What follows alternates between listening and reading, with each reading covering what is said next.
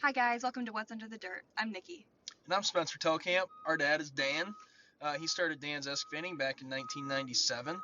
I actually grew up working for my dad, doing dirt work during the summers throughout high school and a little bit after high school. Just bought the company from him this past year. Pretty excited about that. And the kind of purpose of this video is to show people that might be driving by a site or see all of the big equipment, different construction projects, and might not know exactly what's going on there. So I love what we do. It's really exciting to me, and I thought it'd be kind of fun to share that with some other people. So that's kind of the purpose of what we're trying to do here. And you might be asking, okay, who is Dan's? What is Dan's Excavating? Well, Dan's Excavating is a excavation company based out of Grant, Michigan. We do quite a bit of work in the West Michigan area, greater Grand Rapids area, and beyond sometimes. We do quite a bit of residential, driveways, septic systems, home sites, commercial projects, which we'll talk about in a little bit. We're actually on site on a commercial project right now. And then we do a fair amount of agricultural work for farms, dairy farms, beef farms, and so on and so forth. So a plethora of different projects, different challenges, and just different things that we do on a day-to-day basis. Yeah, so I'm here to ask the questions that seem every day or that to get the real terms and so that we can understand what exactly is going on in these projects.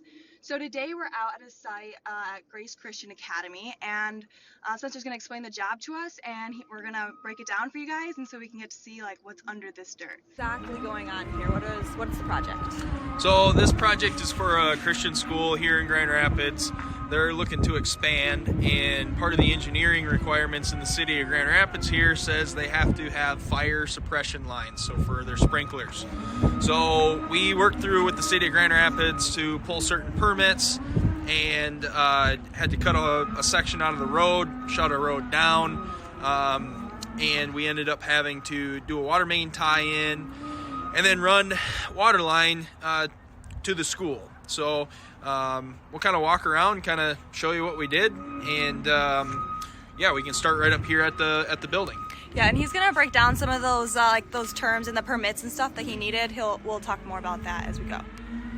So this is where we tied into the school. You can go into the building, and they've got a utility room there, and you can see where we had to cut through some sidewalk here. You can see the misdig marks on the concrete here. Before every project, we work with misdig. They're supposed to come out, mark utilities, and show us right where those utilities are at so we don't hit them when we're digging. So how do you know what utilities or whatever they've marked there? Oh, good question. So red always stands for power. Orange typically stands for like a communication line, a fiber line, an internet line, telephone line. Yellow is a big one. That is a gas line. So those are the big ones. Green is usually like a sewer of some sort. You see those in the city mostly. But yeah, each color has kind of a code, and you can kind of go by what that color is. You can kind of guess, okay, it's going to be a little deeper or not, but we always spot, we call it spot. We hand dig before we dig with the machine down a certain level, and we're allowed so many feet on either side of this line when we're digging, and if the line ends up being way over here and we hit it, we're not liable for it. But if we don't spot the line and we hit it, technically we're liable for it. Now on this particular site, we got pretty lucky in a couple spots. Misdig didn't mark the gas, and they didn't mark the power, and they didn't mark communication line.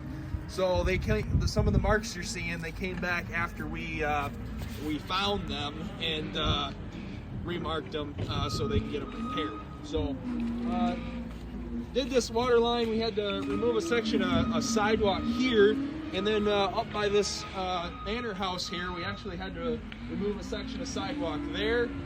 And then the sand we were digging in, I don't know how well you can see it on the video, but it's very fine. It almost was like beach sand.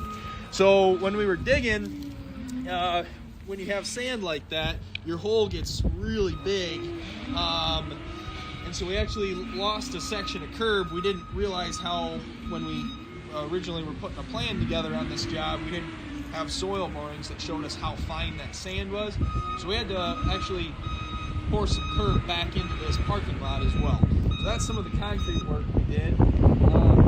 Where I'm walking right now, we actually have aerated water line all the way through here. Double 45 around the corner. We don't want a 90 with water lines.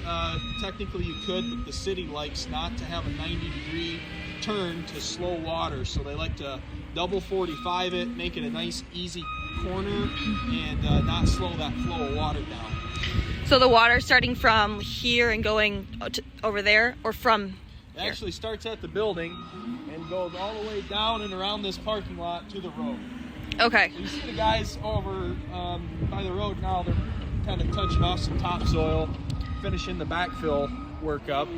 And then, yeah, we can actually head over to the road right now and we can show you where we did the tie-in. Okay, let's go.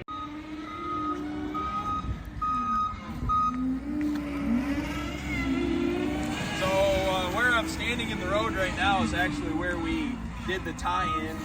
You can come up here, right here. You'll see, this is called the curb stop.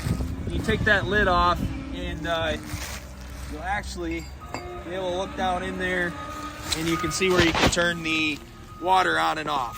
And so the city is the only one that's allowed to turn that valve on and off. The municipality doesn't like you messing with that. So what we did, we cut a hole in the road here, dug all of the road up, exposed the main line, and did a water main tap, and had to go under another main line. They call that a W10, where you actually made like a W underneath the line, had to have isolation between that line, and then we continued on up and around the corner to the school. So tomorrow we got asphalt. It is winter out, but there are certain companies that will still bring you asphalt so you don't have to rip it out in the spring.